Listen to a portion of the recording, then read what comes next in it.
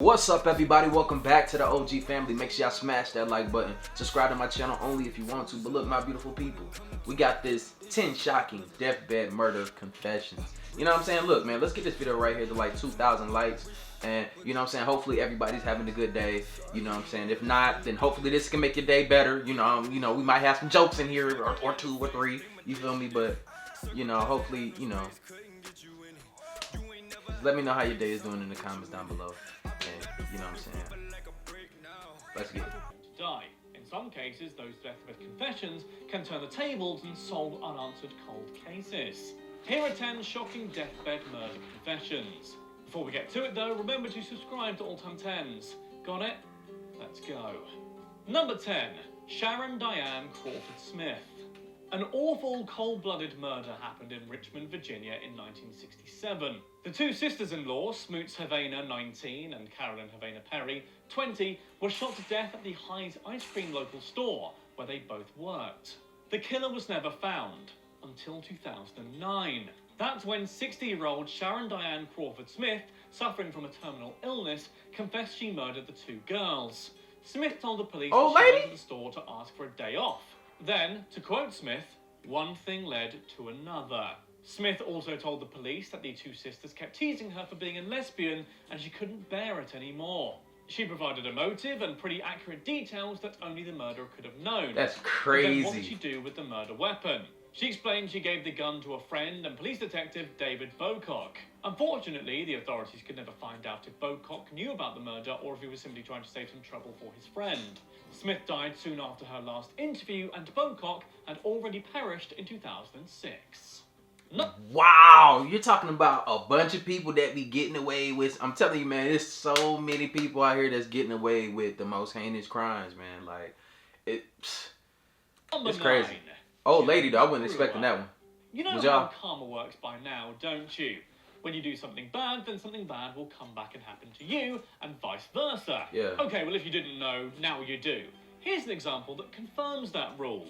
In 2009, following a stroke, 58-year-old James Brewer believed he was going to die soon. So he confessed that in 1977, he killed his neighbour, Jimmy Carroll, because he believed Carroll tried to seduce his wife. At the time, Brewer was arrested in Tennessee on suspicion of shooting the man dead. Yet he jumped bail and fled to Oklahoma, where he and his wife began a new life under assumed names and lived happily for 32 years. Wow. But when it became clear death was soon approaching, he felt the urge to clear his conscience. That's kind of a good thing, I guess, but here's the twist. Unexpectedly, Brewer recovered and had to surrender to Tennessee's authorities. So while this was indeed a deathbed confession, it wasn't quite as final as he might have thought. Number 8. Harvey Richardson. We usually think librarians as very mild, dare I say boring people, but let's dispel the myths, they aren't, which is not necessarily a good thing. In 2008, Harvey Richardson, a retired librarian, he looked like he killed people. He looked like he killed people, y'all. Look, seriously. 77, died from colon cancer at a hospice in Liverpool. Following his death, the decorators who were cleaning out his house found a bag containing Richardson's detailed, handwritten 9-page confession to the 1970 unsolved murder of 19-year-old Lorraine Jacob. Richardson was never a suspect to the police. He had no previous convictions, and there was only one report of him being drunk as a young man. Yet when detectives went through the confession, it contained information that no one could possibly have known. The letter revealed that a drunken Richardson met Miss Jacob after 11 p.m. on the night of the murder. They walked together for a while, then an argument broke out. In a fit of rage, Richardson strangled Miss Jacob. Even if, for obvious reasons, Richardson could not get to trial, the police decided there was sufficient evidence to consider Richardson responsible for Jacob's murder. Wow. So the lesson here, folks, is beware of librarians. Look, man, you never knew who you dealing with, too. That's one of the things, look, I feel, especially for women, yo.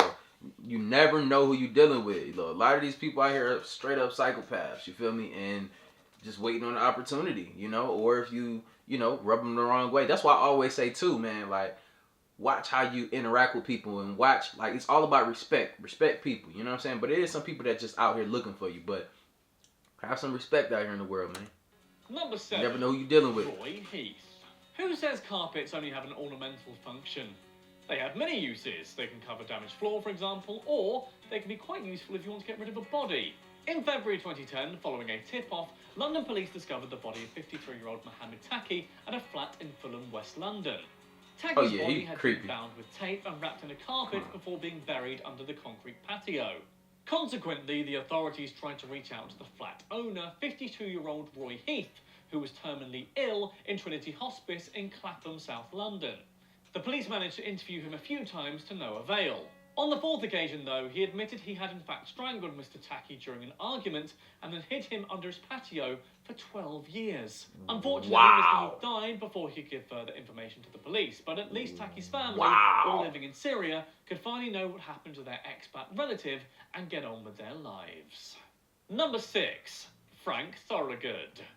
Every time a celebrity dies, it's hard for their fans to let go and accept their departure. For inexplicable reasons, we find the idea of them being assassinated perhaps more comforting than suicide or a fatal accident. So when ex-Rolling Stones... That's crazy to think about. His 1969 drowning was ruled an accident linked to drugs and alcohol binges, friends and fans believed Jones had been murdered instead. This theory was supported by the 1994 book Brian Jones, Who Killed Christopher Robin by Terry Rawlings. That book claimed that on his deathbed, construction worker... Boy, look at that damn head on him, boy. You know, he was mad about losing his damn hair that bad like that. That joint, boy, if you don't let that go. See, serial killers and killers, bro, they just can't let go. They can't let go of those emotions, man. So get the best of them and they just start lashing out, killing people. Frank Thorogood confessed to his friend and Rolling Stones driver Tom Keelock that he was the one who murdered Jones. This highly scrutinised claim and other new evidence prompted Sussex police to review the case in 2009, but ultimately they kept it closed.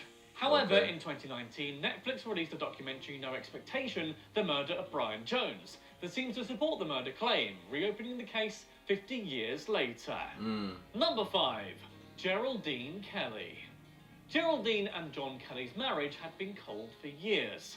Actually, it was more than just a cold marriage.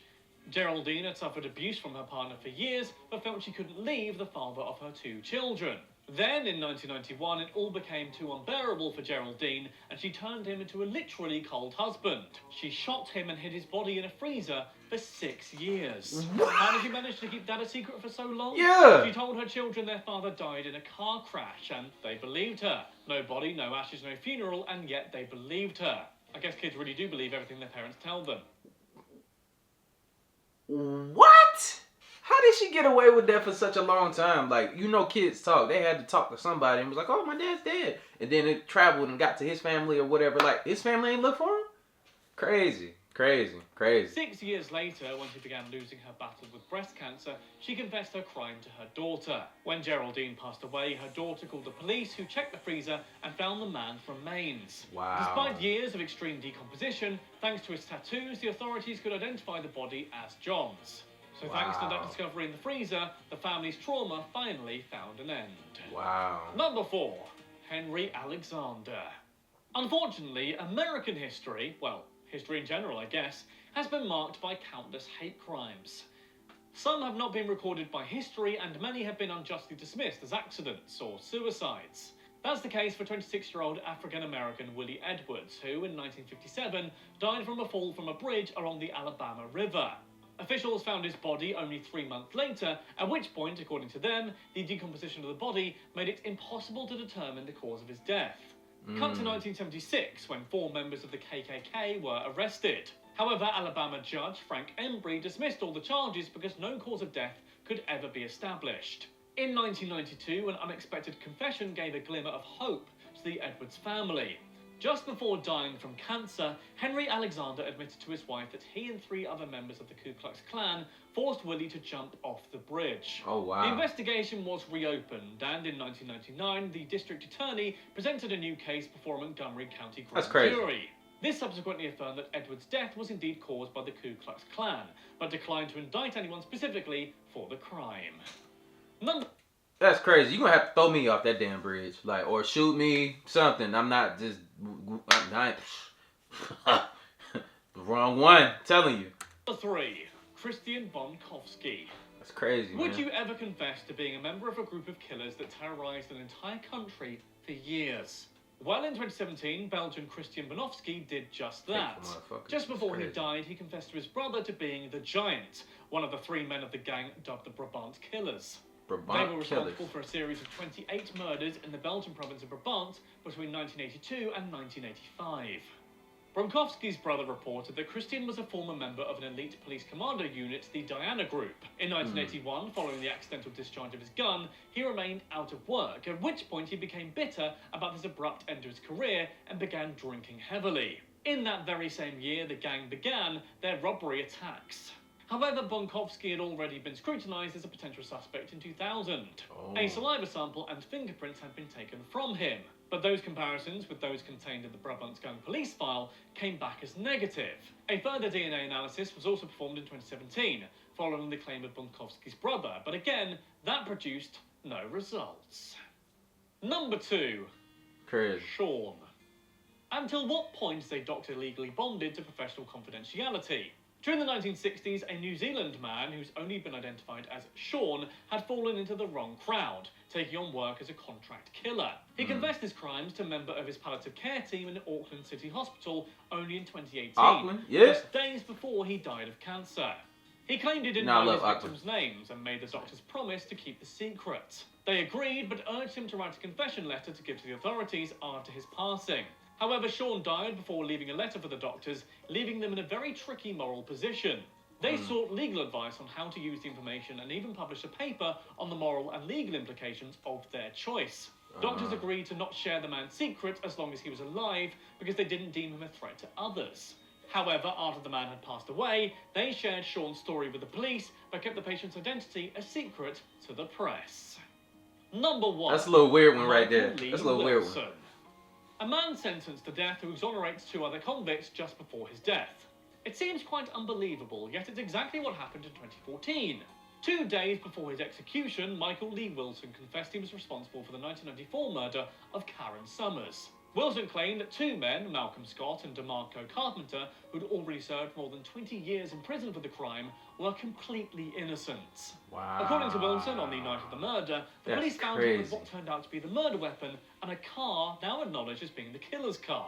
He agreed to testify against Carpenter and Scott in exchange for pleading a reduced charge for accessory to murder. Other witnesses came forward in the years following, claiming Wilson was the actual triggerman, yet Scott and Carpenter kept serving the time for a crime they didn't commit. But thanks to Wilson's admission of guilt, the 2 men were finally freed in 2016. Okay. So those were 10. That's crazy, man. Like, you would do some time for a mug that you ain't even, bro, you ain't got nothing to do with it. And all of a sudden, you know what I'm saying, you serving all these years in prison, bro. Like, nah. And then they be trying to give you a little bit of, man, look, man, ain't too much money worth my time that's been taken away from me. You understand me? Like, that's crazy. I'm not doing like 20 years and then you want to give me like $1 million and nothing. No, give me $1 million a year. $1 million a year. Let's set the standard, because that's crazy, man. You lose, like, you can't get that life back. You can't get that time back. And then the way that, you know what I'm saying, you're going to be treated when you get out, it's crazy, man. But at the end of the day, man, look, let me know what y'all want to see next in the next videos. If y'all haven't subscribed to this channel, go ahead and subscribe already, especially if you made it to the end of the video. I appreciate everybody that made it to this point. Y'all the best. But I'll be sure to be dropping some more videos tomorrow, and I'll see you in the next video. Like I always say, spread love, because there's too much hate in this world. Love you guys. See you in the next video, and I'm out there. Bye. She think I'm a flex on her when I roll